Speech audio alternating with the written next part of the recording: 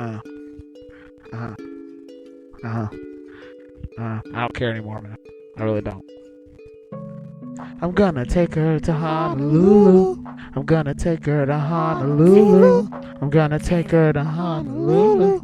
Honolulu. I'm gonna take her to Honolulu. I'm gonna take her to Honolulu. I'm gonna take her to Honolulu. Honolulu. Yeah. I wanna take you to Honolulu, baby. I wanna go on a vacation. Wanna chill, wanna sit on the beach and chill. Wanna drink Corona Beach and chill. Yeah, put the lime in the drink. Stop and think. Look at your face, man, you're beautiful. Girl, you're beautiful. Never seen nothing so beautiful. Make the beach look like it's nothing. Like it's nothing. Make everything look like it's nothing. Girl, I love you. Girl, I love you. I didn't notice till now, but I love you so much. I want to be with you forever and ever and ever and ever and ever and ever. Wait. I'm gonna take her to Honolulu. I wanna take her to Honolulu. I wanna take her to Honolulu. Honolulu. Yeah. I wanna take her to Honolulu. I wanna take her to Honolulu. I wanna take her to Honolulu. Honolulu. I remember back in the day when I used to work and get paid. I spent my whole check on you, girl. You were my whole world. My voice is kinda fucking trash, but you didn't give a shit about that. We used to light it up and burn ash, but now you're gone and I'm here all alone. My life is nothing but a poem. Yeah, da da da da da. Yeah. I wanna take her to Honolulu, Honolulu, Honolulu. Wanna take her to Honolulu, Honolulu. Yo, this is for everybody who's in love right now, man. This is for everybody. I want you to tell that special someone you want to take her to Honolulu, dog. Y'all go on the beach and fucking chill, man. This is for y'all, man. We love, one love. That's it. That's all we gotta do for man. We just want to show everybody that we mean everything to everybody.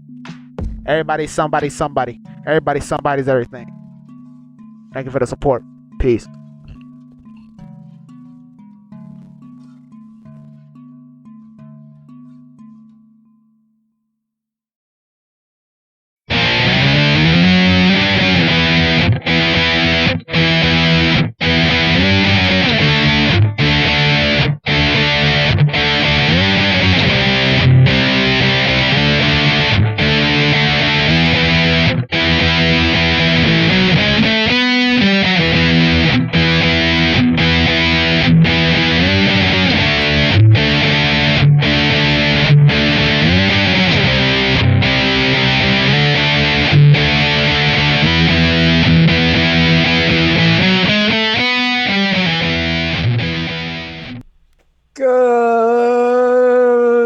Good afternoon, or good evening, and welcome to the Vanguard for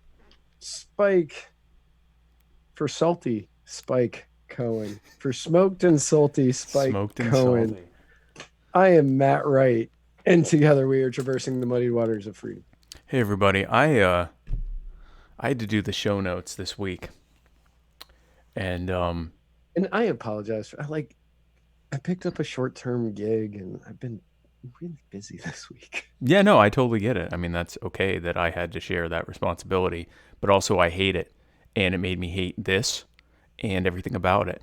And I hope that that's reflected in my work this week, because it's how I feel. The gig that I picked up is I'm helping somebody out with a writing project, and a lot of it's reading and rewriting, and it's all legalese. Everything is legal, and I'm I am so brain dead after doing this. This is going to be a fun episode because you're like barely here, and I hate everything, right? And everyone in it. I think that should combine to make just an excellent episode for everyone. Like I am literally just like not. My brain is not here.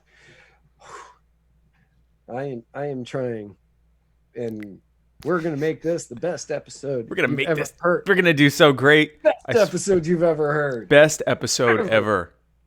Best episode ever. Ever. Do we drink anything on this show? Yeah. First and foremost, allow me to thank Justin for the Kava that I am drinking today. And allow me to thank the Kroger Corporation, Kroger, for my delicious, purified spring drinking water. I can say that. Buluvanaka. This episode, of course, is also brought to you by the Libertarian Party Dad Bod Calendar. You know you want that on your fridge with your kids looking at it every time they go to get something to eat. That's what you want right there. LibertarianDadBod.com, only $12, and you too can horrify your children with a bunch of middle-aged libertarian men that are wearing very little clothing.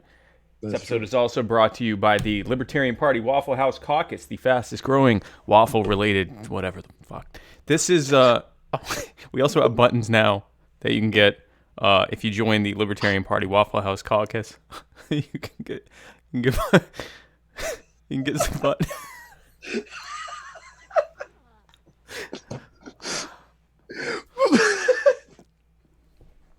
Okay. The buttons are great. They're only $2 each. Small.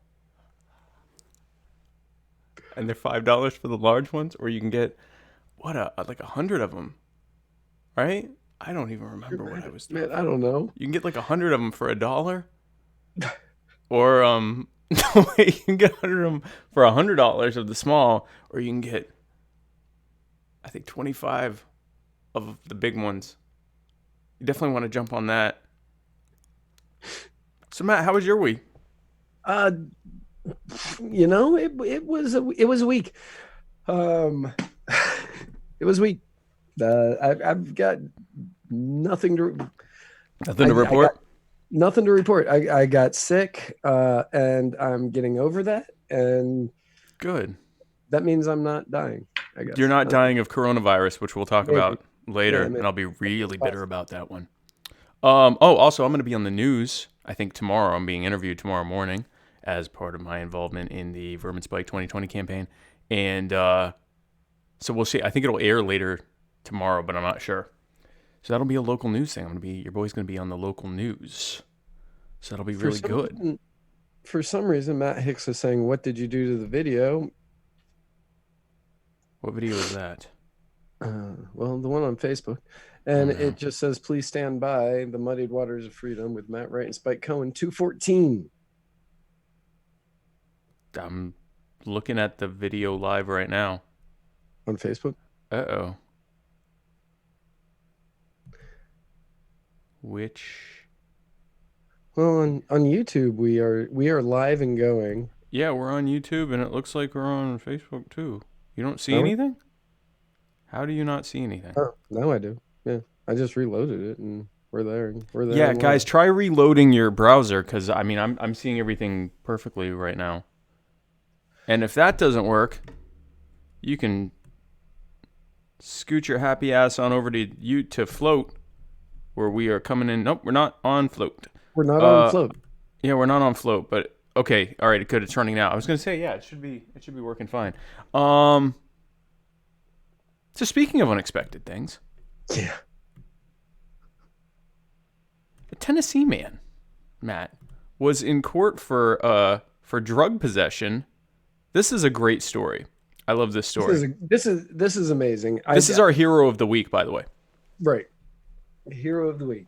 Hero of the week, Mr. Spencer Allen Boston, Tennessee man, was in court for drug possession, and he was accused of lighting up marijuana in front of the judge to plead his case that the drug should be legalized.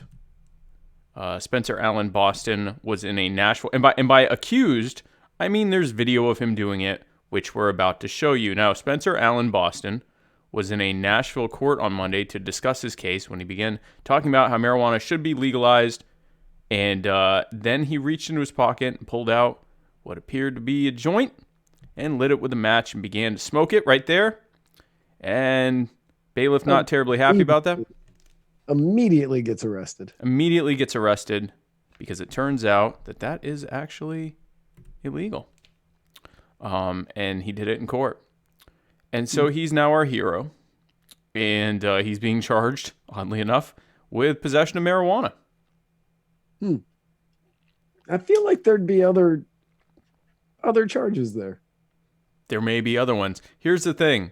If he were in Georgia, he could hire Catherine Bernard and get off of these charges, and she would have him found not guilty, or the prosecutor wouldn't show up. But sadly, he's not in Georgia. He's in Tennessee. And in all fairness, that would be that would be a testament to her skills, since he did it in a courthouse. He did do it in the actual courthouse. Right. Oh, and witnesses said that it smelled very strong. Which would make sense, because he lit up marijuana in a small room. Good to see he also wasn't skimping on what kind of weed he was using while lighting up in a courthouse. No, if you're gonna do it, you're gonna do the good stuff. Yeah, like you're not gonna go to jail on some Reggie with a bunch of stems in it. Like you're gonna use some really strong stuff. Right. You want to use the best. Especially because whatever you were able to smoke before they arrest you is what you're gonna be able to use for the next few days. That's about what you'll be able to ingest until you get out later that month or week. Very true. He's still in jail. So shout out to him, our hero. And he definitely did that. And that's a very interesting thing. Speaking of people who are publicly they did a thing. Suspected agent of the Saudi government attempted to kidnap a regime critic of the regime on American soil. His name is Abdulrahman Al-Muteri. Matt? That's his name. Oh, Abdulrahman Al-Muteri. You guys know Abdulrahman Al-Muteri. That's him right there. He said the FBI saved him from becoming the next Jamal Khashoggi, which is good for him. He's a 27-year-old comedian and former student at the University of San Diego, has a huge social media presence. He used social media to criticize the Crown Prince Mohammed bin Salman over the murder of Khashoggi that happened back in October of 2018.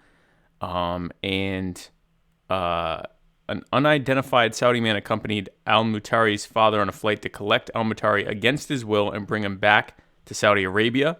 Al-Mutari says, the Saudi government realized I was a threat, and revealing for the first time an ordeal that might have culminated in a whole new crisis, the kidnapping and rendition of a Saudi dissenter on American soil who's actually an American citizen, I believe.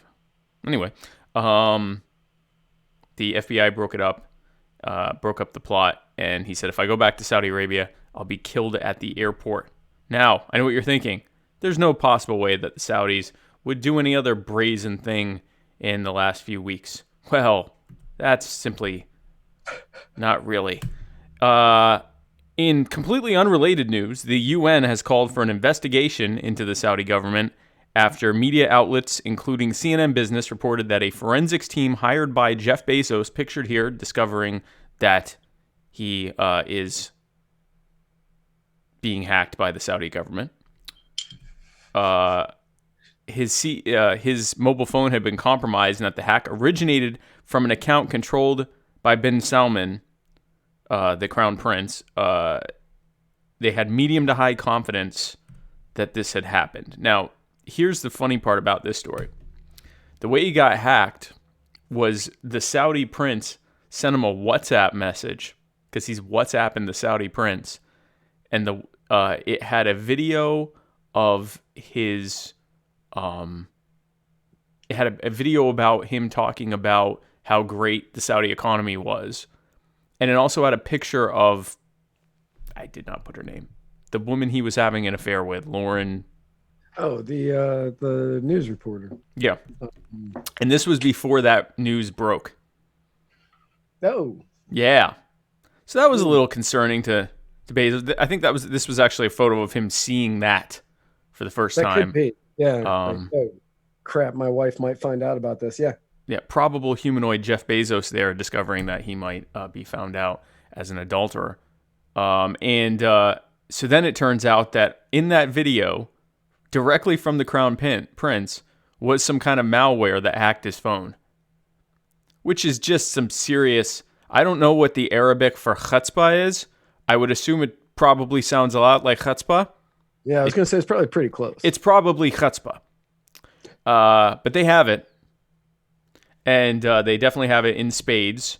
And so Saudi Arabia, of course, denied on Tuesday, this was last Tuesday, that it was responsible for any such attack. They tweeted recent media reports that suggest the kingdom is behind a hacking of Mr. Jeff Bezos' phone are absurd.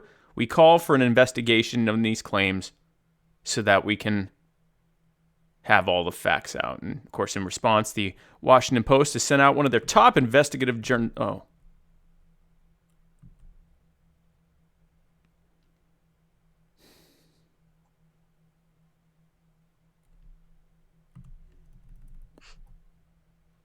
So speaking of terrible things, yeah, that are happening in other parts of the world.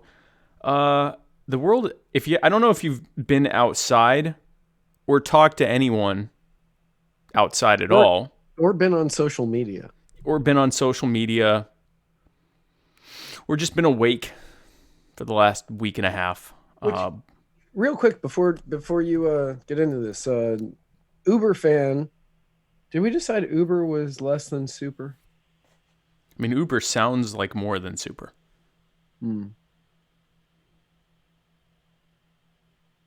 One step under super fan, Casey Neff, had no idea about the coronavirus, which is what we're about to talk about, until yesterday. And I just applaud her for that. Really. Good for you. Yeah, that's proud of you. Yeah, no, that's impressive. Because that's how much you should care about this. That's also true.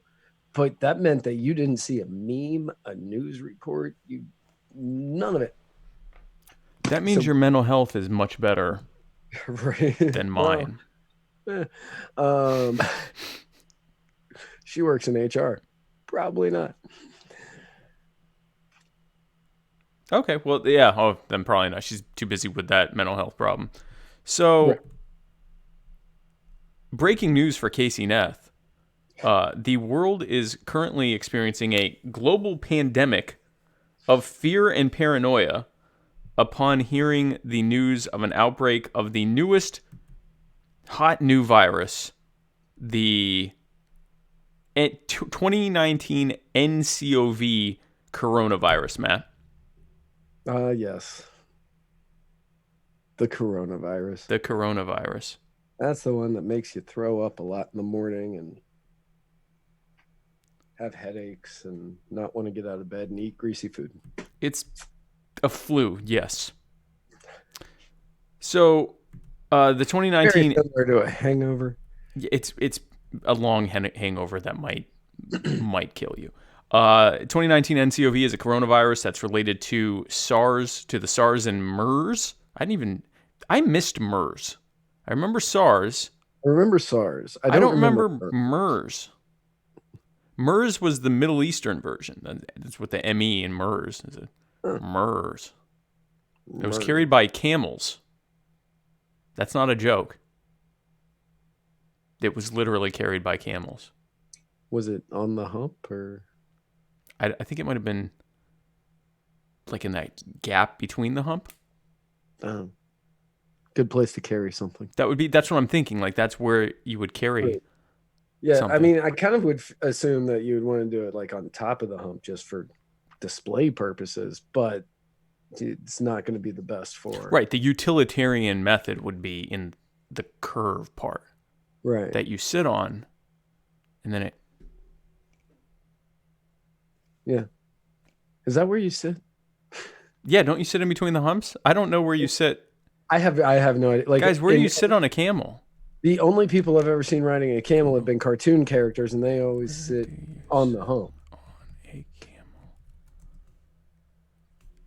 The journalists are on top of the hump. Yeah, on a Bactrian 2-humped camel, you're saddled between the humps. Mm. So that would make sense. That's where your most sensitive areas would be right where that is. And so within it. So this is related to SARS and MERS outbreaks. It is expected to have started in the Wuhan province. This pictured here. The Wuhan people. Wuhan. Got you all in check. The Wuhan. Yeah. So it's a result. It's expected to have started as a result of locals and tourists eating infected wild animals, most likely bats. I'd like to experience a level of fearlessness in my life, Matt, where I travel to the Wuhan province of China and say, I want to eat whatever lives in the woods here.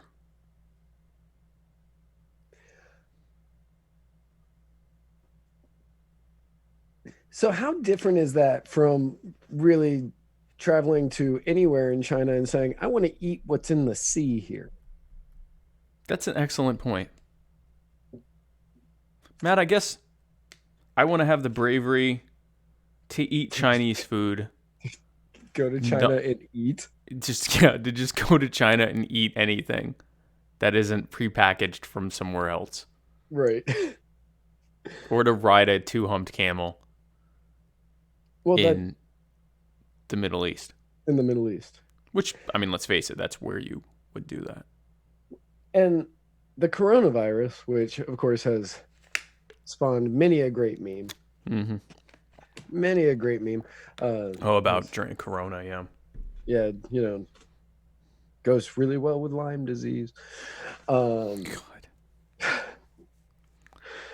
It has made its way to the United States with, I think, like 4 confirmed cases. Yeah, 5 people. So it's Is it 5?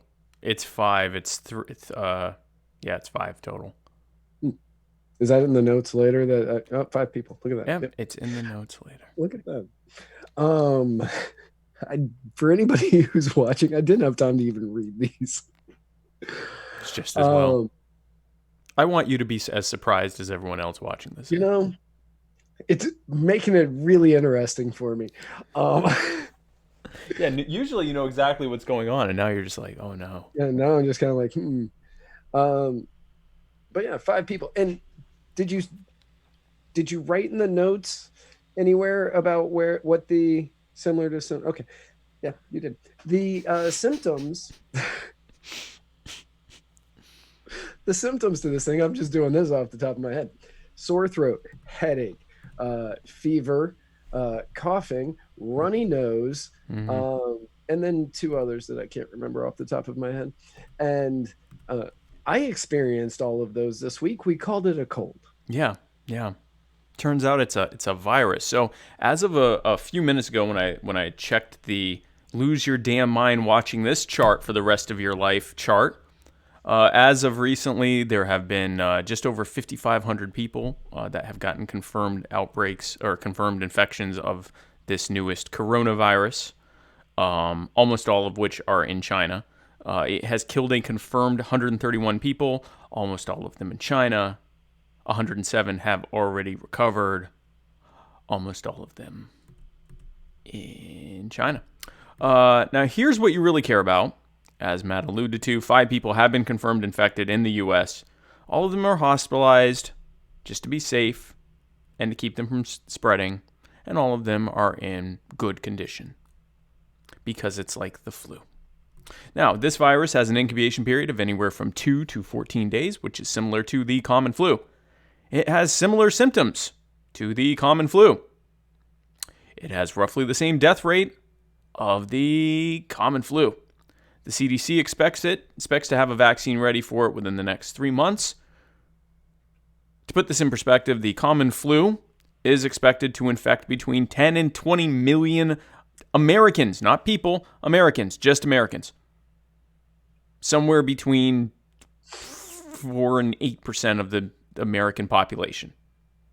And kill somewhere around 60,000 of them this year, just in the US. The vaccine for that is readily available, has anywhere between a 50 and 80% success rate, usually around a 60% success rate each year, and most of you don't take that.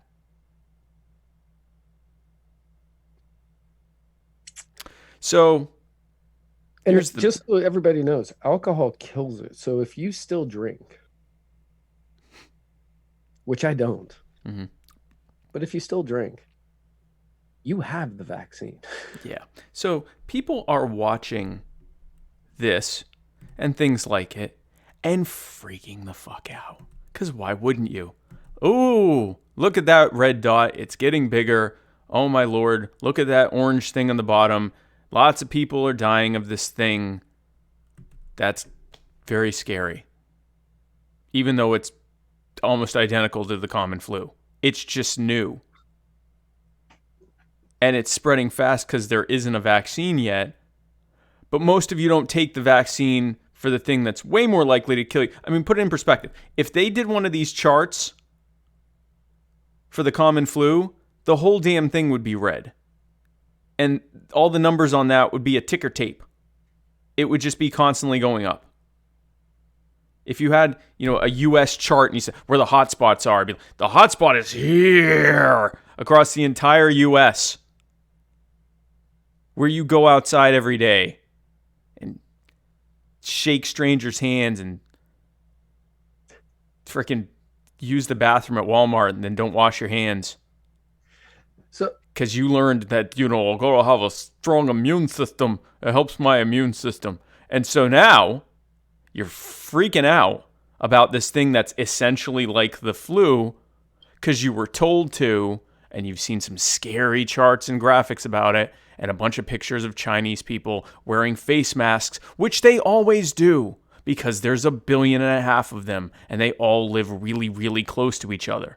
And so now Americans have bought so many face masks that now you can't even find them anymore. You can't get them. But hey, guess what, guys? You got to open it to eat. And it's spread from eating. Most of the people that have this got it because they ate something. So the face mask isn't going to do anything because you can't eat through a face mask except by opening your face mask and eating, which renders the face mask inert in that moment. Did it not transform to people? It can be spread by human transmission, primarily from hands and food. Okay. Now, in my lifetime, we were going to die from multiple different diseases. Ebola was recently. I think that was last year. Yeah, we're going to die from Ebola. We're all going to die from Ebola. The swine flu. Swine flu, yeah. Mad cow. We were going to die from mad cow. Mad cow. There have been so many scares. Like so many that literally those are the ones I can remember. And I know there are more. But you don't because this is what the news needs in order to report. Because they need something other than impeachment because impeachment is boring. Impeachment's boring, and all of the other stuff that actually matters and will probably kill you is old hat because you already knew it. You're probably going to die from heart disease. I don't even have to know anything about you. It doesn't matter what demographic you are, what gender you are, what perceived gender you are, what race you are. If you are speaking English and understanding this, you're probably going to die from heart disease. That's right. So when you're watching all this stuff and it's freaking you out, so you're going to eat some comfort food and say, oh, I better eat something to make me feel better. Now you got your heart working even harder. And if anything, it will make you die of heart disease a couple days sooner from freaking out about this instead of putting it in its proper perspective. And God forbid any of you wash your fucking hands, because that's really the only thing you can do. That's like the most effective thing you can do to stop yourself from getting coronavirus is not eating bats in China. That's a big one. Don't eat any bats in China. That's really the big one. Number one, don't eat any bats in China. And then number two is wash your damn hands. And then number three is you're so much more likely to die of just the fucking regular flu that going around right now. You go, is coronavirus here? I heard that 5,000 people in a nation of 1.5 billion people have coronavirus and 5 people in the U.S. have it. My God, it could end up being 100 people could have it here. It could end up being 1,000 people could have it here, which would make it like 1/1000th as bad as the flu that you send your kid to school to get incubated by, and then probably don't vaccinate them because you don't want your kid to be autistic, because that's how that works. And so then the kid comes home and snots all over everything, and you don't bother washing your hands because I already did it. I already did that. I don't have to do it every time I come into contact with germs. I already did that. Oh, I have to use the bathroom now. I'll wash my hands afterwards, after I touch my genitals. That's smart. I'm a smart person. Hey, what's for dinner? Fried chicken. Man, I hope I don't get killed by coronavirus.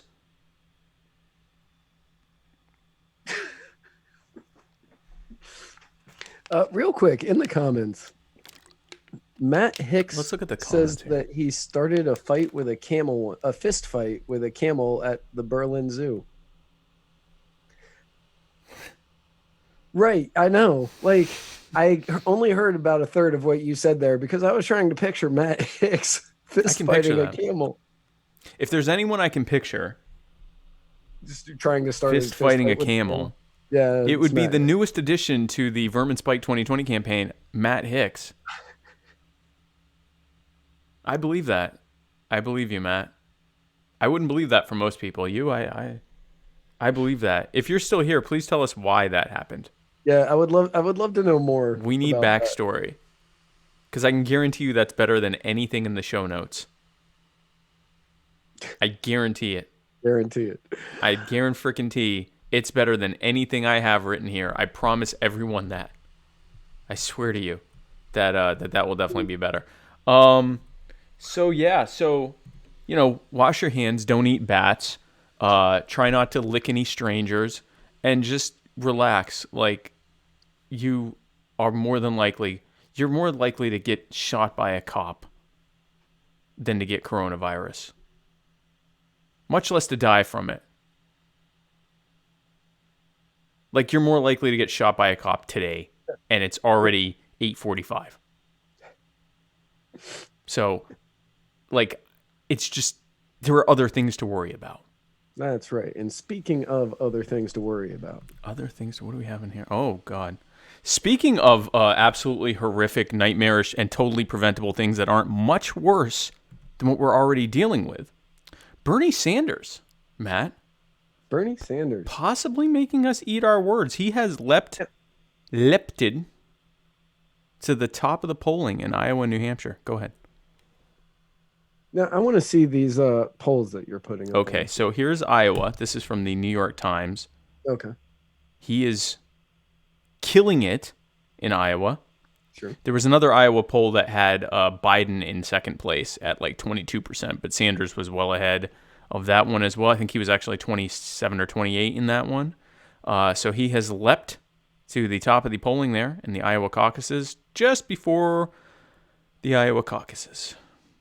And then in New Hampshire, go ahead.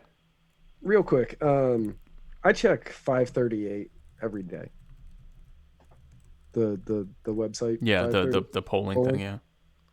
And right now, Sanders is in the lead in Iowa by 0.6%. Right. By 0.6%. And I found that 538 is the most accurate. Yeah. The New York Times, not going to be all that accurate. No, I mean they do a what's it called, an average of polling, including some past polls. But so the most recent polls have him ahead. We will know on the 3rd, right? Yeah, next Monday, the evening of Monday, they will begin their caucus, and we will know soon enough. I thought it was Tuesday. It begins the. I could be wrong, but I thought it was Tuesday. It starts. But my brain isn't working today. Yeah, it actually is held February 3rd. Isn't that weird? Everyone else does their elections on Tuesday. Anyway, so yeah, starts February 3rd. And then in New Hampshire.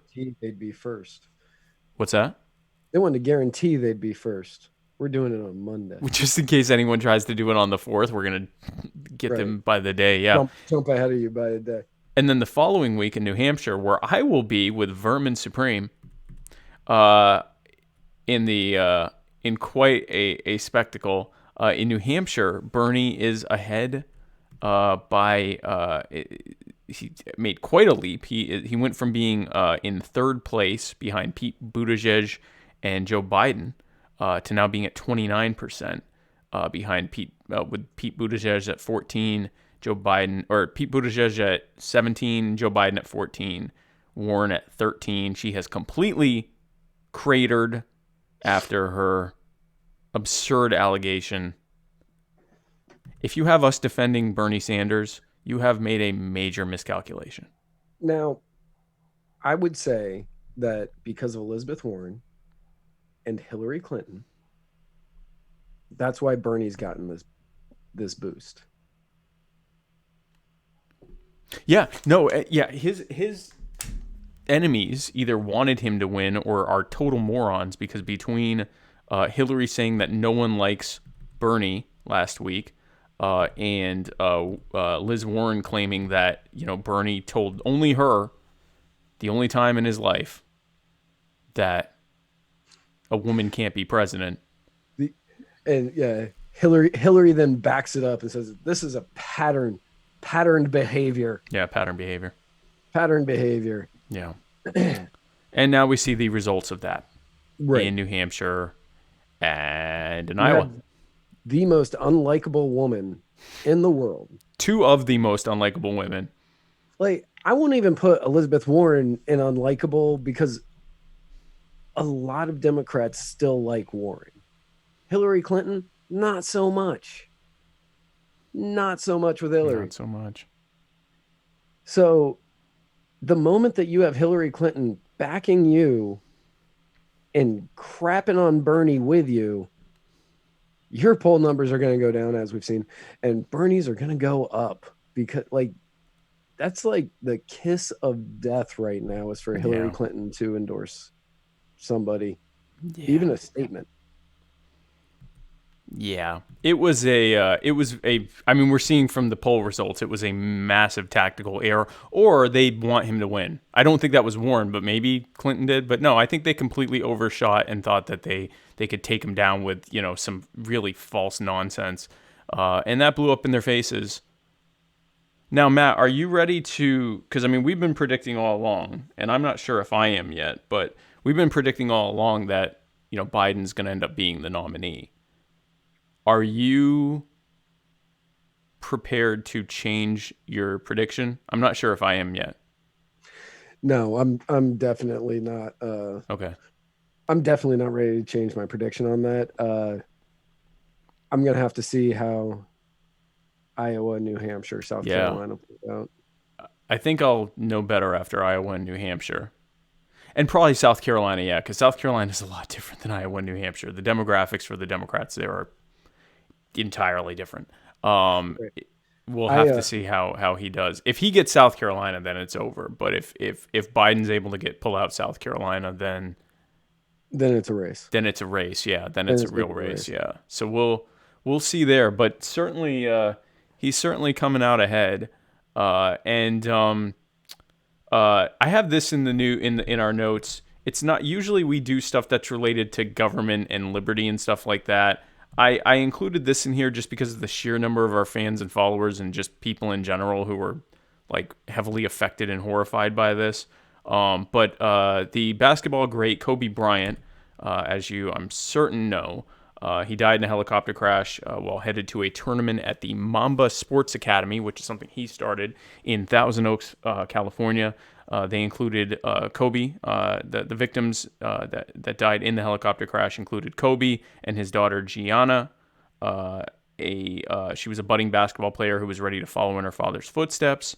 It also had baseball coach John Altabelli, his wife Carrie, and their basketball playing daughter Alyssa. So the whole family died there. That's horrific.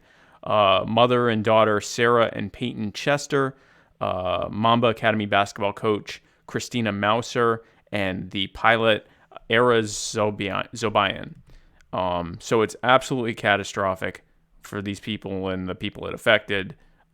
Sports fans around the world, including a lot of our friends and followers, have been utterly shocked and horrified by this. Kind of came out of nowhere. When I first saw the report that he had died, I assumed it was fake. So I just put it in there because just the sheer number of people that were affected by it. I will say, I was born in LA.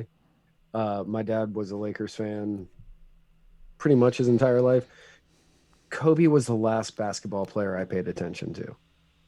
When he started getting older and stopped playing as much and he was dealing with injuries, that was kind of when I started falling out of pro basketball.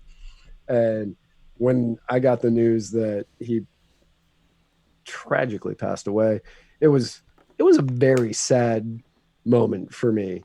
Right. Because he was my last link to caring about professional basketball.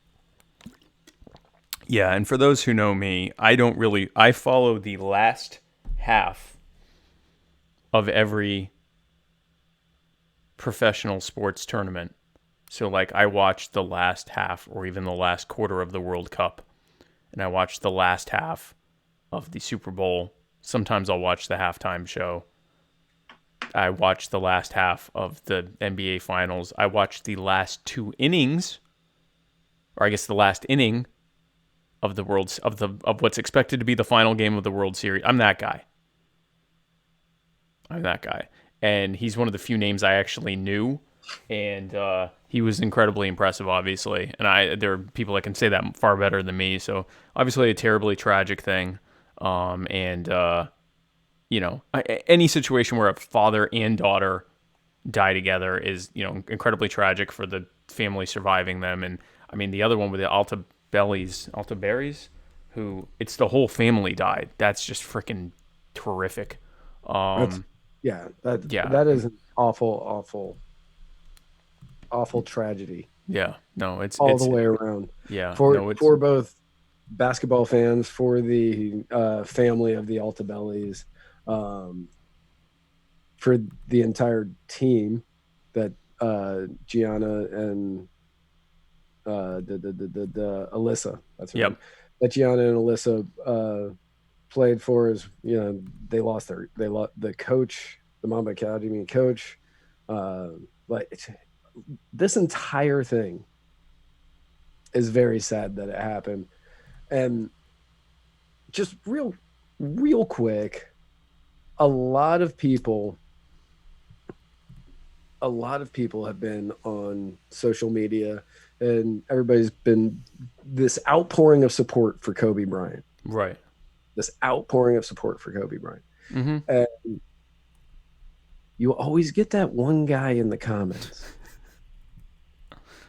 That one guy who's like, yeah, but what about the other people who passed away? And I'm not taking anything away from the other people that passed away. I'm not taking anything away from the Altabellis or the Chesters or Christina Mauser or the pilot. No, of course not. But if Kobe had not been on that helicopter, not a single one of you would have heard about this. No, of course not. And one of you would have heard about it. And that's the thing. Like, it's okay that there are people who are famous, and when they die, it affects us because they don't know us necessarily. They usually don't know us, but we knew them. And so, it's not like we burst into, tears and can't move on in life, but it's, it affects us. Like, When Robin Williams died, I was a mess for like the better part of 2 days because he was one of my favorite comedians. I wanted to meet him. And so when I heard that he died, especially that he died in a suicide from, severe depression that may or may not have been brought on by medication he was taking. Like, that was a horrifying thing. It was very, very, yeah. A bunch of other people died that day too, and I'm sure for people that were, close to them, it affected them very closely. But it's okay for people to be affected by celebrities or athletes or someone that mattered to them, die. If you hear that, someone says that their aunt died, you don't go, oh well, a bunch of other people died today too. Why are you so mad about your aunt? Like, Do you know how many people died in Syria today? Oh, Do you know how many people died in Yemen today? Yeah. It's yes, and that's terrible. But we didn't know them or have a personal connection to them. And especially on this show where we do talk about the people that died in Yemen and Syria and everything else. Like, if there's any show where you would expect us to have a little bit more perspective than someone just caring about celebrities dying, it would be us.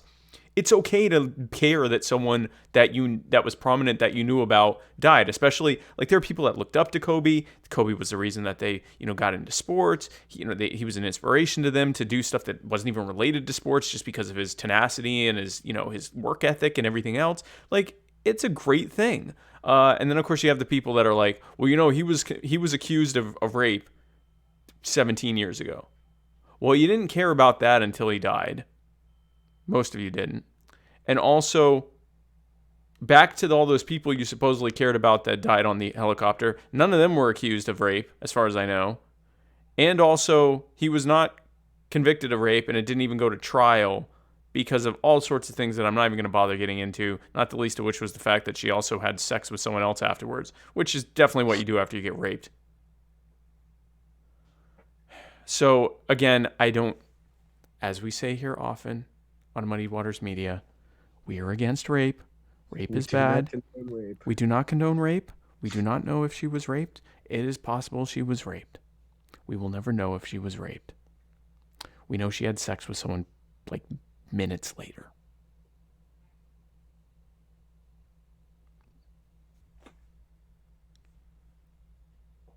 That's what we know about that. I actually just learned that right now. Yeah. Maybe it was hours later that day. I believe minutes later, she had unprotected sex with someone else.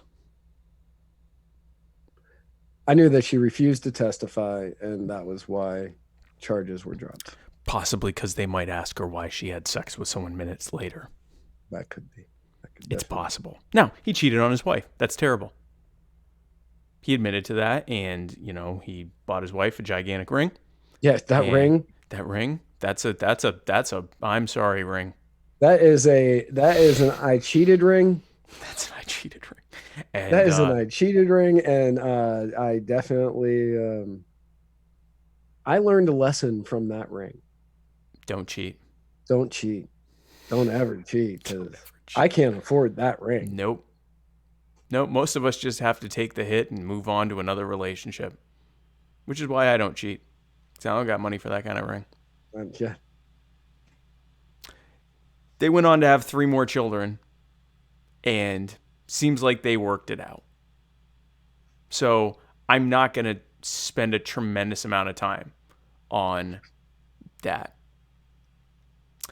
So it's a terrible thing that he died, and we, of course, our hearts and thoughts are with the people that are affected by it, from everything from the fans of his to his family and everyone in between, and of the other people who died as well. Like we said, you had entire other families that died as well. It's horrific. It would be equally horrific if he and his daughter had not been on Kobe and his daughter had not been on the helicopter crash, and none of us knew about it as a result. That would still be horrific. We just wouldn't know, and that's okay. Because there are 7 billion people on this earth, and every single one of us is going to die. And in 100 years, it's going to be like none of us were here. Except for me. Because I will have been the vice president. And even then, I'll be a footnote. So, here's something cheery. We've got some calls from personal injury attorney Chris Reynolds, attorney at law, for our personal injury attorney, Chris Reynolds, attorney at law, anchor call-in moment. Matt? And just for everybody else out there, this is not just for Chris Reynolds. You can also call. Any one of you can do this. Any one of you can. It's easy. You just go to anchor.fm/muddied waters Mm-hmm. and you hit a button. Yeah, you hit like the leave message button. That's the one. You hit that leave message button. Hold on. I can tell you exactly what the button's called in just one little, okay. So there's 3 buttons. One is listen on Spotify. The other one is support. If you want to press that and drop us a couple pennies, that'd be nice. We would not be mad about that. We would actually be not mad about that. And then there's a button that says message. You press the message button, and I pressed it, and it says nice try, but you can't send yourself a voice message. So, but if you press it, then you get to send us a voice message. And so these are the voice messages. We got 4 of them, including 2, not 1, but 2 AOC Millennial Minutes, the first of which I'm going to play right now. Personal injury attorney Chris Reynolds here with your AOC Millennial Minute. So this was a short one. And if you all have discussed this and I don't know or didn't hear, I apologize. But I would love to hear if Spike were to be in the Senate right now, would he vote for Donald Trump to be removed or not? Do you think that there has been, in the evidence that has been presented at this particular trial, is there enough evidence to remove or not? Thanks. Yes. Ooh, let me. Oh. Go ahead. Yes, Spike would vote to remove because he wants to remove everybody. I would vote to remove, including all of the Supreme Court justices, and put a janitor in charge who would become our king. His name is Reginald. Yep. I forgot the name, but I knew the rest. He would be our king. I want to impeach the government and replace it with, well, preferably with nothing, but as a conciliatory goodwill gesture to this do-nothing obstructionist Congress, I would compromise and replace it with the janitor, Reginald. All hail Reginald. So that answers that. Yeah, no, I would absolutely vote to convict. We're actually going to be talking about the impeachment later on in the show notes there. So we got, so here's our next one from Chris. Personal injury attorney Chris Reynolds here with your sports segment. So there's a couple things that I've been trying to figure out this week that I just can't decide on. And so I was looking for guidance from really my most trusted source, Muddied Waters Media, of course. So the first, obviously, we've got the Super Bowl coming up. And I would love your all's takes on who's going to win, starting especially with Spike. And secondly, we had the sad passing of Kobe Bryant this week, and I wanted to know from the guys whether or not the fact that he raped a girl should come into our consideration of mourning his death. Thanks. Bye. Oh my God! It's like he knew what we were going to talk about before you even wrote the notes. So, okay, well, let's start with how he wanted it. Who do I think is going to win the Super Bowl? Well, my understanding, Chris. Wait, who's in the Super Bowl, Spike? It's the Kansas City Chiefs and it's not the Ravens. No. And it's not the Patriots. No. And all of those people are in the same division, so couldn't be in the Super Bowl. And it's not the... You're going to use Google. Here we go. I'm apparently not the only one to ask because I said, who is play? The 49ers. Who do I think is going to win the Super Bowl?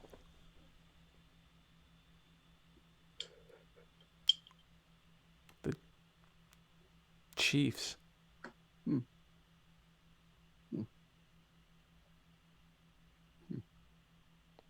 Who do you think's going to win, Matt? Who do I think's going to win, or who do I want to win? I guess in that order. First, who do you think's going to win? In all honesty, I don't know who's going to win. It's two very good teams that are matched up together. Of course. These are like every once in a while you'll get like that team that you don't know how they got to the Super Bowl.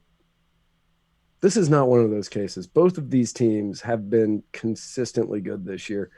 Both have very strong quarterbacks. Both defenses are good. It's tough. I'm not sure. Right. Yeah. Who do you want to win? I want Kansas City to win. Oh. I Me would too. like Kansas City to win. We both want Kansas City to win because Andy Reid has been coaching for a very long time Right, and doesn't have one.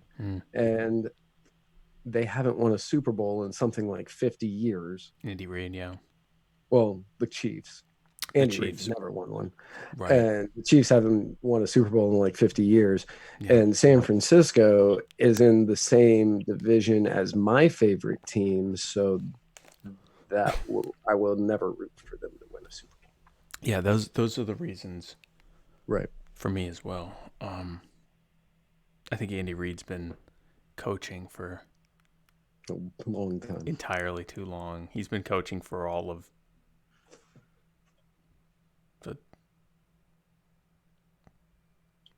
just a long time. Just a long time. Been coaching Just for a long time.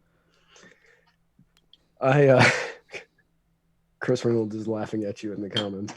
I don't know for how long Andy Andy Reid's been coaching. If I had to guess, it's probably 25 years. That's what I was thinking. 25 years. That's a Yeah, long. I mean, he's yeah, been about coaching. that. It's so long that he's been coaching. Yeah, that you just and start to blank. He was stuck in Philly for a long time. Yeah. And he got close a couple of times, and just something always happened. And Philly always choked. Over that 25 Up until he year wasn't period. coaching there anymore, and then Yeah. Philly won the Super Bowl. Right. But Oh, that's right. They won a couple of years ago, yeah. yeah, they did. Yeah. Poor Andy Reid. Always the Super Bowls made, never the Super Bowl winner. Shout out to Andy Reid. So next question from Chris Reynolds. Personal injury attorney Chris Reynolds here with some Florida filler. The home state of both Matt and myself, Florida, back in 2018, enacted, I believe it was Amendment 4, that made it easier for convicted felons to eventually be able to vote once they had served their time. Since then, our governor, Ron DeSantis, has changed the definition, from what I understand, of fulfilling your sentence to include fines, court costs, and those sorts of things. And so we have arguments being made that this is akin to a poll tax Right. on these people. And I just wanted to hear your guys' thoughts on whether or not you agreed or not. Thanks. Yeah, so one of the few things I agree with most progressives on is the nature of the justice system that is heavy on things like fining and court costs and things like that. The justification for this is for these things is, well, you know, the court's got to pay for themselves. But what ends up happening is you have a court that is incentivized on getting people into it to pay for it to exist. And so it becomes this kind of self-perpetuating thing that's, prosecuting and convicting people to pay for it, pay for itself, and to, have more money for them to do even more things. What ends up happening is this is a form of a very punitive regressive tax that the poorer you are, the more you're affected by these things. There's a story about, I don't know if this really happened or just it's like a story people tell where, a rich guy parks in a no parking zone, and he parks his Lamborghini there, and someone says, "Hey, you can't park there. That's a no parking zone." He said, "Yeah, you can park there if you can afford it." And it's kind of, to him, it was nothing to park there and pay the fine. But for everyone else, or most everyone else, it would be, cost prohibitive to do. And for some people, it would absolutely be devastating for them to get a fine of that much. So, this is an example of that. If you've been convicted, especially of a victimless crime, like being involved in the drug or sex trade, and now you're out and you have to pay an absurd amount of fines for something that you should have never even been prosecuted for before you're able to exercise your franchise to vote, I'd argue that it is kind of a poll tax. It's not a poll tax in the original sense of the word, but it is punishing someone for something that they already paid their dues for lack of a better word, before they're able to vote. So yeah, to me, I could definitely see the argument that it's a poll tax. Not to say that it won't be upheld as legal, but that's another subject. Yeah, I think that once you've... Actually, I don't know. Like, I go kind of back and forth on this. Yeah. Everybody should be... You have the right to vote. If it can be taken away from you, it's not a right. It's a privilege. Right. And I don't really think that voting is a privilege. It's something that they really, really want you to do. Yeah. So stepping back a little bit, I think if we are told that you have this right to vote, then why aren't prisoners able to vote? Right. That's where I'm going with that. And I kind of go, I was raised very conservative, so right. I was raised that you definitely Chris Reynolds is going hard in the comments.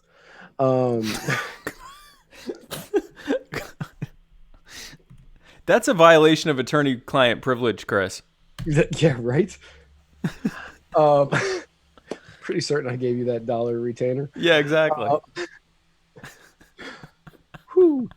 But I was raised very conservative, so anybody that was convicted of a crime, they shouldn't have the right, blah blah blah. And as I got older, I started seeing the world differently and realizing different things. If somebody's in prison, they don't have the same rights as everybody else, obviously. Right. You're not going to have the freedom of speech. You're not going to have the freedom of assembly. You're not going to have the right to bear arms. You probably can't keep soldiers from quartering with you. Not really sure.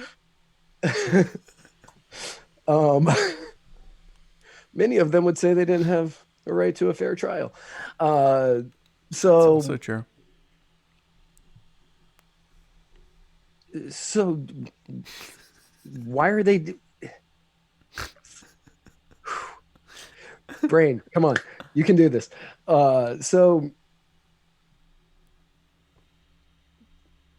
they shouldn't have, I'm beginning to get to the point that even if you are in prison, you should be allowed to vote. Why not? I'm beginning to get to that point. Because if it is a right, you cannot take it from somebody. Otherwise, you're just labeling it a privilege. Why? So, I mean, here's my thing. One of the arguments is there's so many people in prison they could affect the outcome of the elections. Why the hell are there so many people in prison?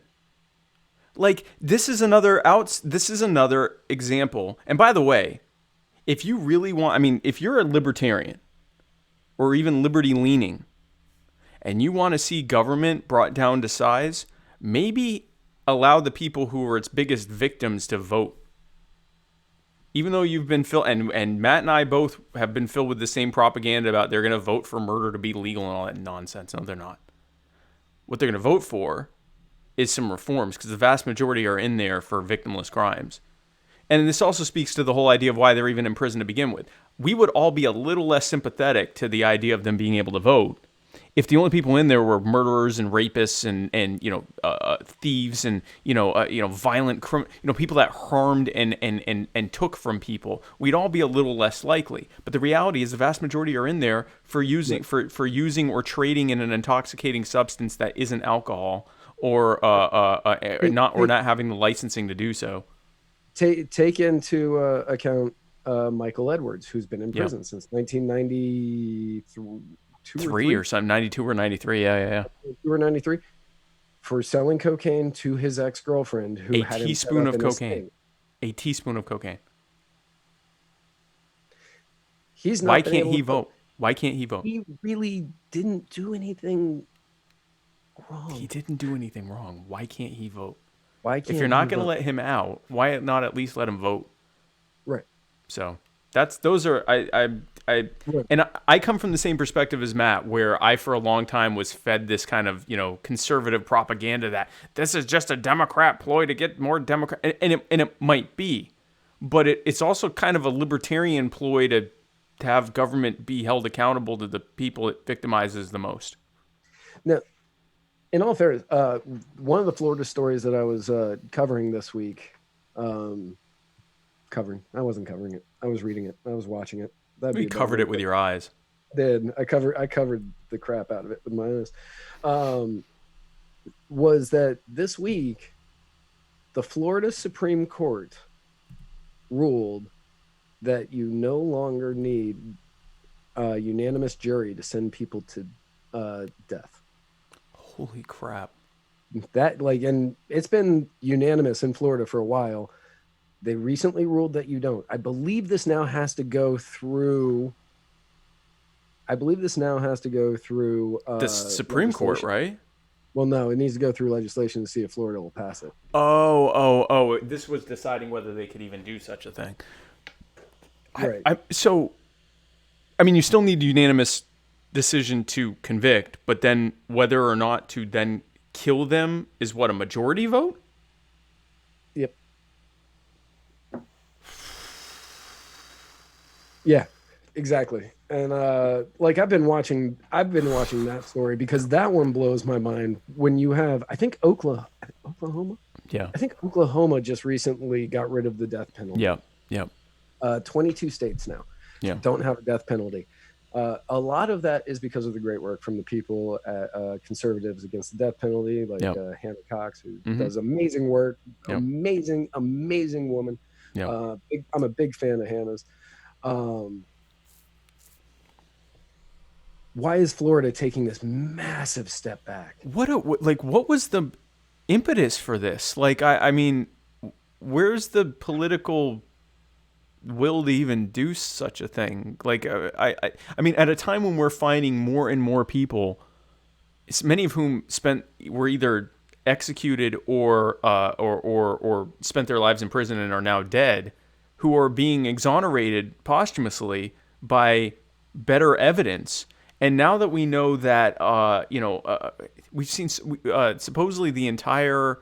I'd have to find the clip, but have to find the story. But basically, it turns out that a lot of this evidence that they use, DNA evidence, isn't nearly as precise as they said it was. They've just had a cartel of experts saying it was, because it makes them a fortune in witness fees to be able to come as an expert witness. And so it was incentivized by the state, who used it to get higher prosecution rates. And it turns out it's not nearly as I think it was the hair evidence that isn't nearly as precise as they've claimed it to be. I mean, that's horrifying. It's not hard to convince a jury that someone's a bad guy, especially if you're claiming to have this, irrefutable evidence that turns out isn't so irrefutable. And if they've been suppressing evidence, like Kamala Harris often did for death penalty cases, this is a terrible, terrible idea. No, I mean, that's a Florida folly if I've ever heard of one. Right. It's like Florida man took over the Supreme Court. Really? And it makes no sense to me. And I just assume that means that my friends from Conservatives for the death penalty. Nope. Conservatives Against the Death Penalty. Exactly. Isn't it conservatives concerned about the death penalty or something like that? Yeah, that's probably what it is. It's conservatives that are negatively predisposed in relation to the death penalty. That's right. They'll be coming to Florida, so I might be able to hang out. Oh, nice. Well, that'll be that's there's a silver lining. Other than that, nothing good about this ruling. Nothing good. Now, Dan Faust said in the comments, where was it? He believes that people that eat at Denny's should also be imprisoned, and I do agree with that. Chris Reynolds says tilapia eaters get to vote twice. Salmon eaters get 3/5% of the vote. That is institutional racism and anti-Semitism on Holocaust Remembrance Day. kind of lawyer are you? Is that today? Yeah. I thought that was yesterday. What's today? Wait. Today's the 28th.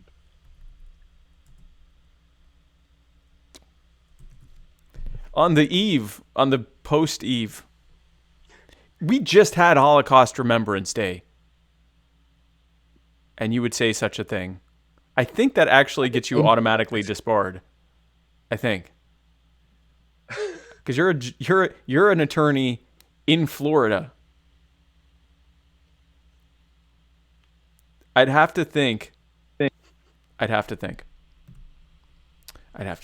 Okay, so here is the final Chris Reynolds. Although Chris for Supreme Court Justice / Jester. I would support that. I mean, as long as he's subservient to Reginald, to King Reginald, I'm fine with it. That actually seems fitting after what he just did to my people. Live on the internet for everyone to see. So here's his last segment ever. No. Hold on. Personal injury attorney. No, okay. Personal injury attorney Chris Reynolds here with your AOC Millennial Minute. The second one. So I typically vote for whoever I think would do the best job, regardless of whether or not they're a nominee or they have any chance of winning or anything else, to be honest with you, because I want to feel good about who I voted for later on. I don't do the whole lesser of two evils kind of a thing or party line thing typically. I'm a conservative when it comes to getting out of the car, financial type stuff, but I'm a small government states' rights kind of guy, and so I've been having a tougher time this year than most finding somebody that I would feel good voting for. I've thought of a few, like Will Hurd from Texas, but I'd love any suggestions on that, and also your guys' opinion. Am I wasting my vote? Thanks. Let's talk about a wasted vote. I would just like to say that in my completely unbiased opinion, Chris, as a fiscal conservative and a small government states' rights guy, as you put it, there's frankly only one choice for you. And I say this as someone with no real interest one way or another. And I would say that I would vote for, if I were you, based on what you've told me, I think the perfect pick for you would be the Vermin Spike 2020 ticket. I think you should check it out. Vermin Supreme 2020 would be my pick. Matt? Who do you think you should vote for? I have no horse in this race. Don't you? Nope.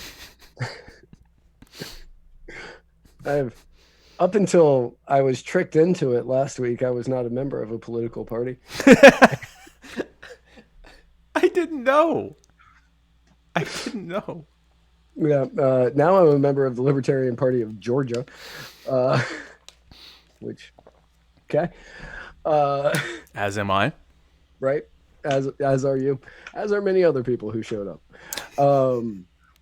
But I'm personally not endorsing anybody until I know who all the candidates are.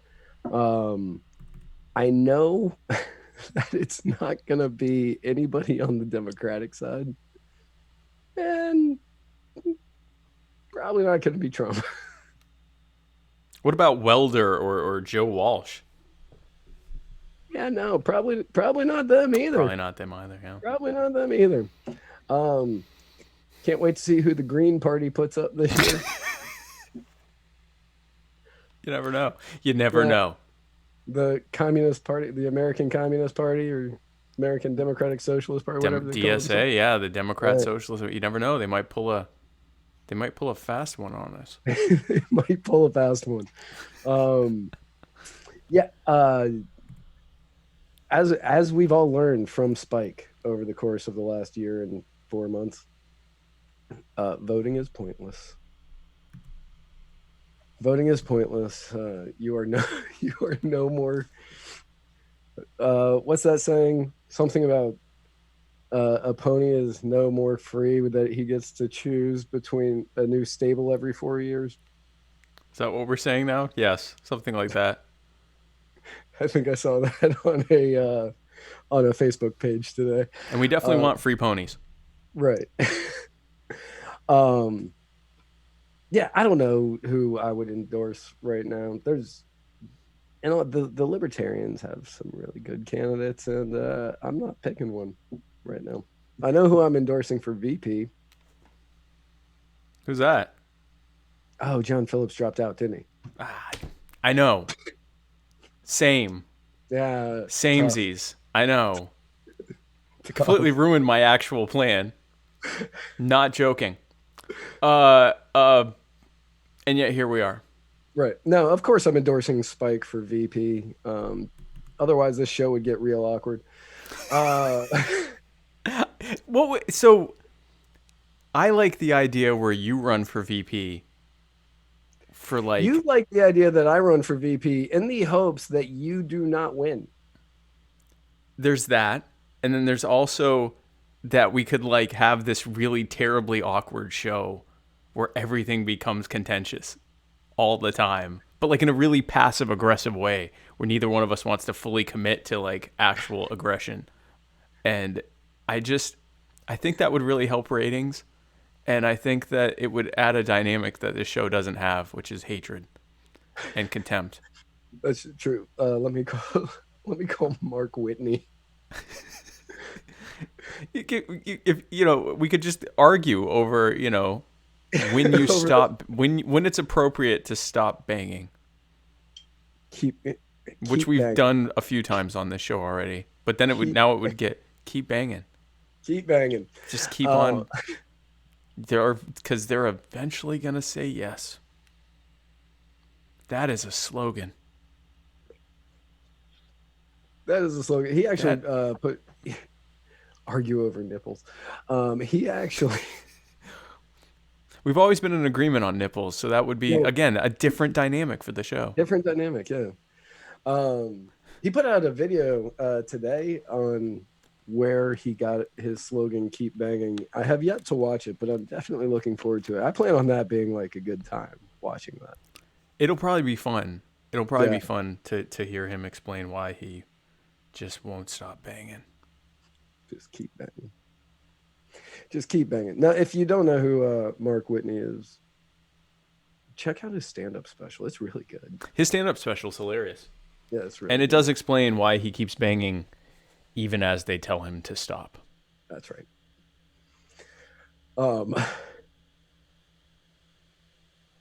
So nipples. Nipple. I mean, I don't know how.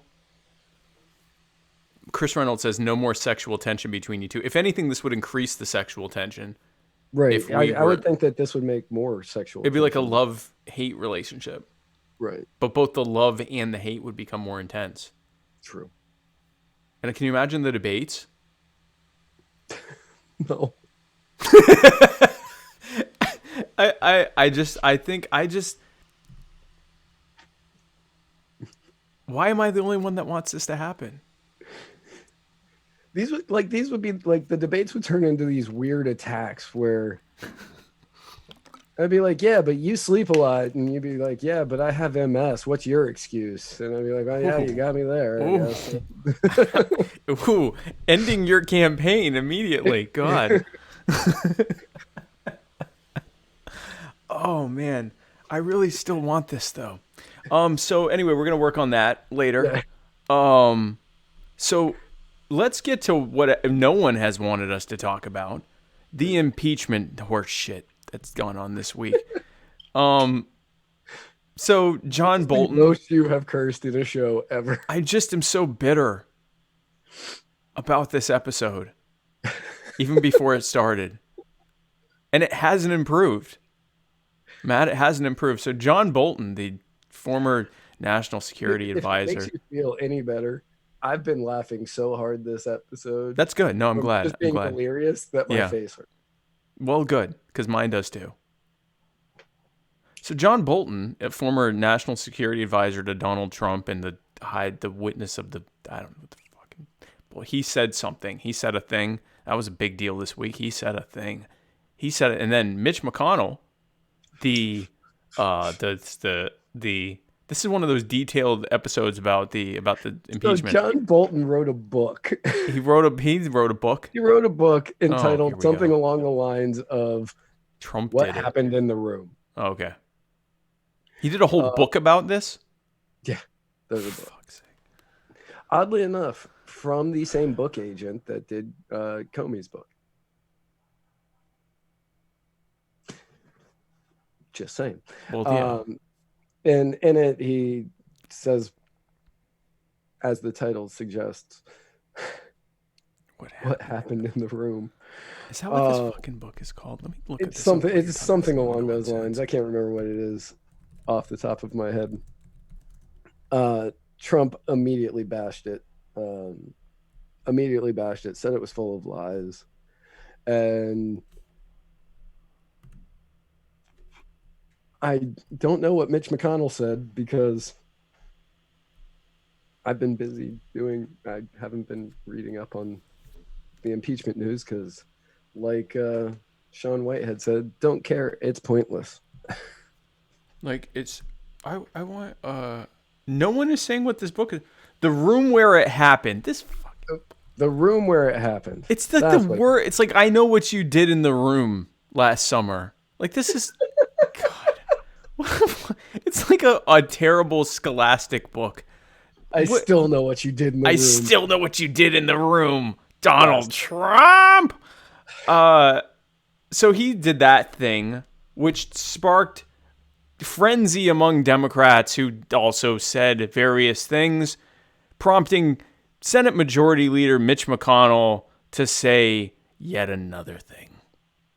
And in an odd twist, everything that everyone is saying contradicts what they said during the Clinton impeachment if they were, in fact, adults during the time that happened. And here's some breaking news. Donald Trump is not going to be removed from office by the Senate. He's not. It's not going to happen. I know that on Friday they are voting on whether or not to allow witnesses. Mitch McConnell said today, I believe that was today, I'm pretty certain that was today, that he doesn't have the votes to block. So that means that probably we're going to be seeing witnesses, which means this is going to get dragged out longer. That's really the one part of this that has any real effect, is that Bernie Sanders, Liz Warren, Klobuchar, Amy Klobuchar, and I think that's it at this point because the others dropped out, are going to be tied up in the Senate during some of the most crucial primaries and like not even able to use their phones except at night, which kind of is a boost for Biden and Buttigieg. And so people are saying that, Nancy Pelosi timed it this way. That's why she held off on releasing the articles and so forth, was to knowing that he's not going to get removed. But what it might do is give a boost to Biden or Buttigieg, but mostly to Biden. It's possible that, if Bernie and Amy Klobuchar and Liz Warren can grandstand enough during the trial, but then they don't even really talk, right? Like, it's really just them listening to stuff. Yeah, no, it's literally them sitting there. So I watched some of it. And for the first 3 days, it was Adam Schiff and the rest of the House impeachment people, who sitting there and just going over the same points over and over and over and over and over and over and over and over and over and over and over and over again. And it was 3 days of that. It was really boring. And then Donald Trump's team came in, and I don't remember if they came in on Saturday or if they came in yesterday, but they're done.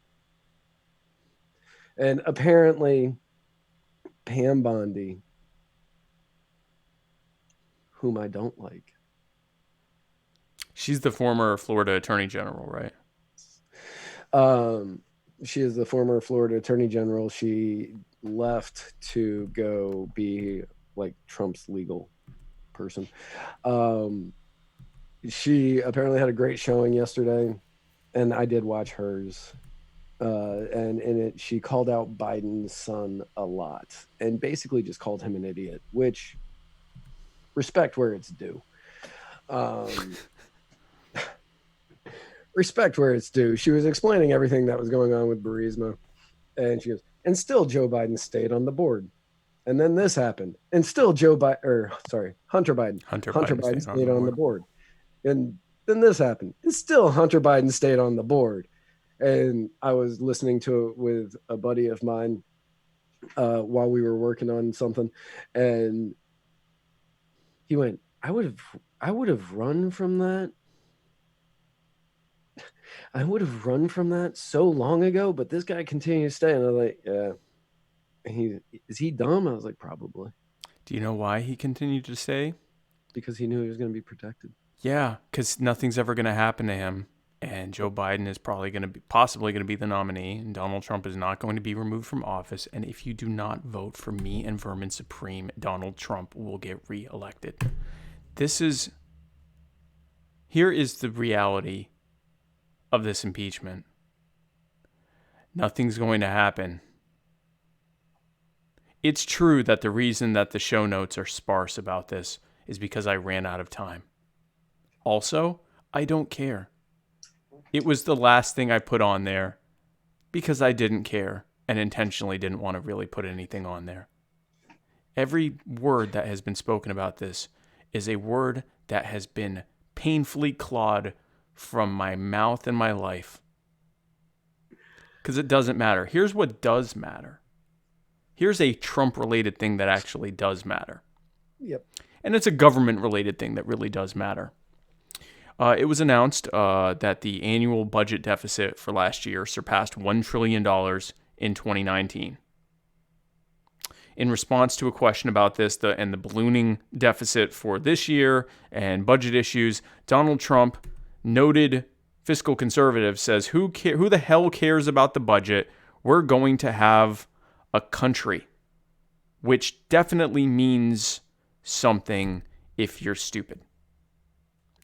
You remember when Republicans pretended to care about the budget and the deficit and the national debt? Well, we here at Muddy Waters do. It was exactly one Barack Obama ago. That is now a unit of measurement. Now, when I say they pretended to care, that's because they would pretend to care and then vote for every omnibus bill to fully fund the Obama administration. And now we have Democrats who are in full-on resist theater. They're going to vote to not remove Trump or to have him impeached knowing he won't be removed, to show how much they're resisty to him as they vote for every omnibus bill that fully funds the Trump administration. Donald Trump, under his administration, so his comments came just 4 days after the report showing that the deficit had surpassed $1 trillion, despite the fact that he famously announced that he would not only end the deficit, but would actually completely eliminate the national debt that is now $23 trillion. It was $21 trillion. It was actually just under $21 trillion when he came into office. Mm-hmm. He would do that as president during just his administration. Instead, he has now added $2.6 trillion to the national debt in just 3 years, which is more than Barack Obama added to the debt in his entire second term. And it's on par with how much he added in this point in his first term. Because it doesn't matter who you vote for unless it's me and Vermin Supreme. Then it matters. Yeah, that's what matters. Yeah, so many good GOPers. And I'm saying that, and yeah, exactly. Yeah, that's exactly how I said it. No, I know. Right. So many good GOPers who cared so much about the debt and cared about our deficit and cared about all just the fiscal nature of this country and how bad our spending problem is. Oh, yeah. All of them are on board with all of this. And it makes no sense. Even as they pretend to protest it. I'm dead set against this. Oh, you need my vote to pass it? Well, I guess I'll have to fold. My name's Rand Paul. Oh, I'm dead set against this. Oh, you don't need my vote? I can continue to be dead set against this. My name is Justin Amash. It's called failure theater. You know you're going to lose. And you know you may even have to bend over backwards to allow yourself to lose. But as long as you get some good, red, meaty sound bites for your liberty-ish cohorts and constituents, you can continue doing it. You're not actually going to change anything. You can just pretend you want to, kind of. Now, one of the things that is kind of sacrilege to bring up in our circles is about Ron Paul, who talked a lot about not voting for any of these. Mm-hmm. There were times that he did add riders in order to make sure that his district got money. Almost every year. Yep. Yeah, let's talk about this for a second. I wasn't going to, but Matt brought it up. So you forced me, Matt. You forced my hand. It's one of those things. It's like somebody's got to say it at some point. Yeah, he may have voted no to everything, but he was adding things to the bill because he knew they were going to get passed. He would add earmarks for his district. Almost every year he was in office, he would introduce bills or addendums to the bills or whatever that would add earmark pork projects for his district. He would introduce them. Then he'd vote against it, knowing it would pass overwhelmingly. And then he'd vote against the bill that he attached it to, knowing that would pass overwhelmingly. Now, Ron Paul is one of the people that brought me to the Liberty Movement. I am not disparaging the things he said about blowback or any of that stuff. It is absolutely terrific that he would go into Republican debates in a post 9/11 horrified America that feared, Islamofascism or whatever. And, especially Republicans who, you were either with the terrorists or you were with us. And he was going on there saying what is now increasingly popular to say, which is, hey guys, when you bomb the whole world, they start to hate you kind of. And how would you react if you were constantly being bombed every day and, being threatened to be annihilated on just part of regular political discourse in a foreign country that you had no real hope to stop? You'd probably get a little bitter too, and you'd probably support groups that were fighting against that in any way as well. Because you certainly support it when we're the bad guys doing it, so you would probably support it if we were being the good guys. That was not popular. It's not even all that popular now, and he was saying it when it was way less popular. When people like me were saying, oh, you're anti-American, you hate America or whatever. Right. I will never take that away from him. When he was in office, he would introduce pork projects knowing they would pass and vote against them. It's mildly disingenuous.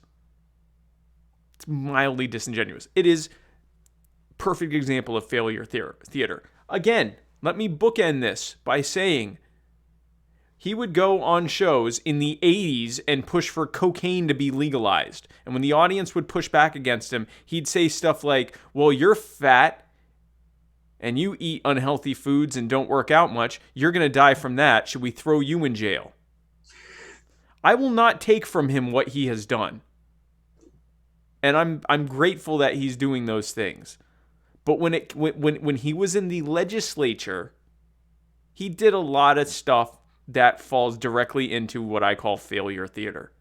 Yep. And it just so happened to help him get reelected repeatedly.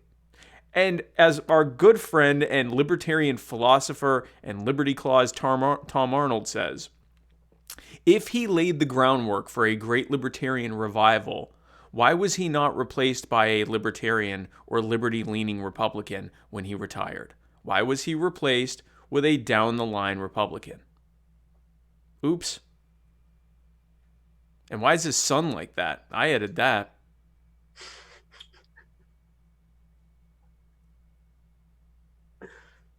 So Matt,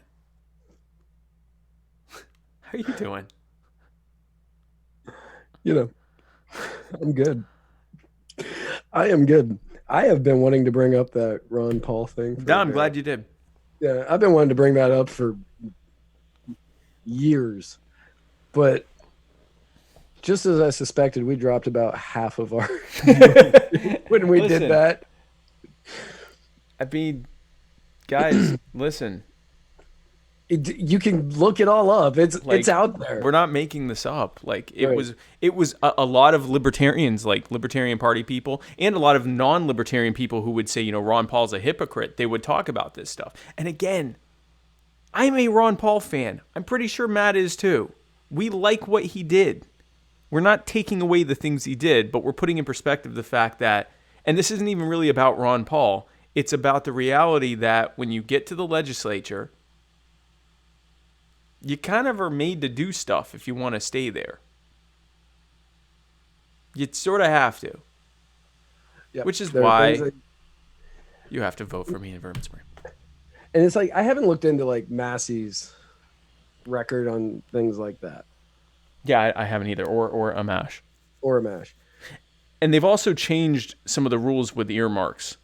So it's not quite as easy as it used to be to do that. That was part of the compromise in 2010 between Obama and Boehner to get the budget impasse dealt with in 2010 to stop whatever shutdown was threatened or whatever. So it has changed somewhat, but yeah.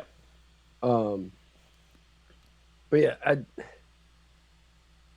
when you sit there and all you do is talk liberty, liberty, liberty, we need to cut spending, we need to cut, we need to get the deficit under control, we need to, and then you help add to it knowingly, it's disingenuous. Just a bit. Just a Even if smidge. you vote against your own bills. But you knew the numbers. Like, this wasn't in a vacuum. You're not like, I'm going to introduce this, I wonder how it'll do. You know it's going to pass overwhelmingly. Right. You know that you're possibly going to be the only person to vote against it, or you and a small handful of people are going to be the only ones to vote against it. Just a little disingenuous. A little bit. But Just a little bit. at So the same time, like Spike says, there are things you have to do that'll get you reelected. Yeah, this is not a slam specifically on Ron Paul. Like, again, No. he did way more than a lot of other people did in terms of advancing libertarian arguments in a really unpopular place to do it. The Republican Party. Yeah, at a very unpopular time. At an incredibly unpopular time to do it, which Yeah. was the Reagan years and then the Clinton years and then post 9/11 years. Post 9/11 going anti-war. That's a bold move. And boldly anti-war and boldly it's our fault or it's the U.S. government's fault. They started this. They're the bad guys. That's hard to say even now. And it's, especially as a Republican, it's nearly impossible to say it back then. Of course, some pork spending will help you. So, tomorrow, speaking of things that aren't awkward or off-putting, tomorrow I am hosting a very special debate. The Mortgage Interest Deduction Jam Live. Hosted by me, Swike Cohen. Featuring Sam Coppinger of Libertarian Memes for Neoliberal Teams. Facing off against TJ Roberts of the Liberty Institute for Freedom and Economics. And they're going to be debating whether the mortgage interest deduction on taxes is good or bad. And knowing how much they dislike each other, I am certain that it's not going to stay just about that. No, I'm actually, most of your shows I catch later. Like, later in the week, during the day. Right. After, I wake up to you sometimes, I'm just That's like, nice. I like that. yeah. I don't think I'm missing this one live. Like, this sounds like it's going to be the most boring thing ever, which is why I made the graphic look like this. But knowing who those two people are, that graphic is actually pretty accurate. This is what it's going to look like. They might end up ripping each other's heads off. Through the internet. Through the internet.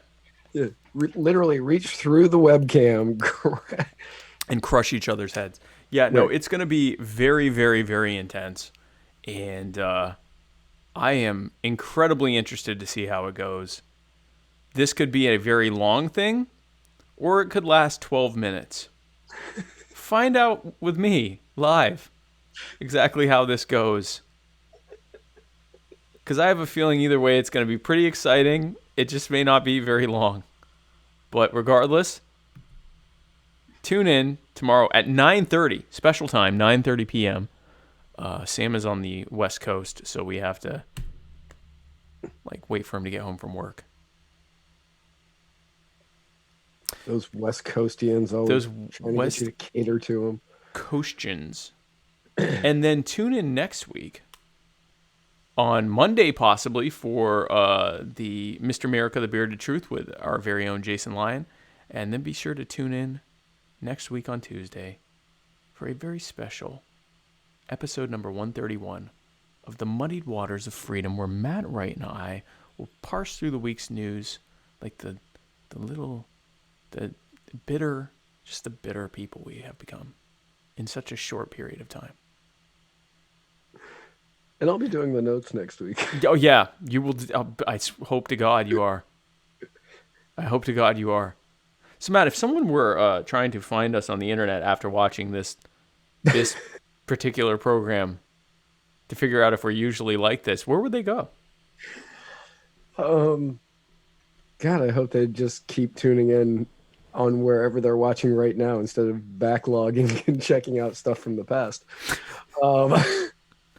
But if you wanted to, you can find us at Facebook at facebook.com/muddiedwatersmedia, on Twitter at muddied_waters. You can find us on Float, FLOTE.app/muddiedwatersmedia. You can listen to us on Anchor at anchor.fm/muddiedwaters. You can find us on YouTube at youtube.com/muddiedwatersmedia. And on Instagram, you can find us at Muddied Waters Media. And you can find this and every other episode at muddiedwatersmedia.com. Well, that sounds terrific. So, guys, have a great night. I will see you tomorrow at this freaking dumpster fire. But in a good way. I mean that in a good way. Yeah, because that's normally what people mean by a dumpster fire. No, this is going to be it's going to be a dumpster fire where they put fireworks in the dumpster before setting it alight. So I will see you tomorrow night for that. And then I will see you next week. So have a great one. And we will see you soon. And where we're going, we don't need roads. I don't care anymore, man. I really don't. I'm gonna take her to Honolulu. I'm gonna take her to Honolulu. I'm gonna take her to Honolulu. Honolulu. I'm gonna take her to Honolulu. I'm gonna take her to Honolulu.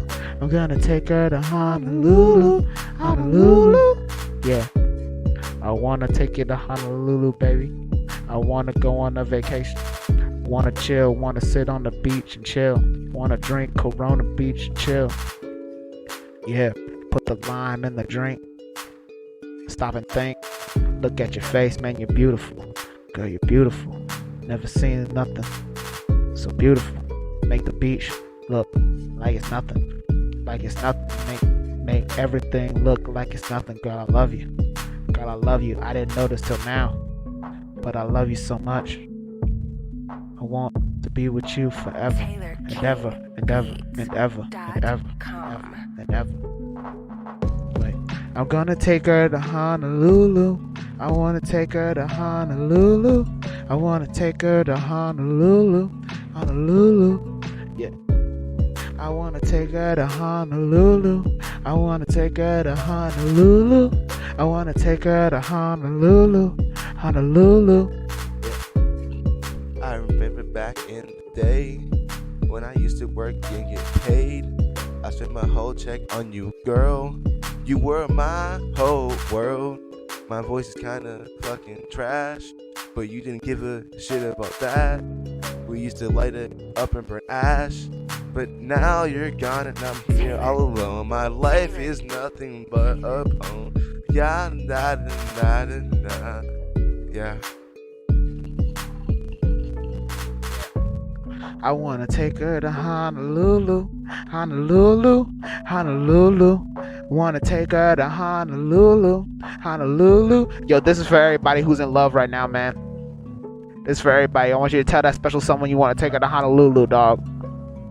Y'all go on the beach and fucking chill, man. This is for y'all, man. We love, one love. That's it. That's all we gotta do for man. We just want to show everybody that we mean everything to everybody. Everybody's somebody, somebody. Everybody, somebody's everything. Thank you for the support. Peace.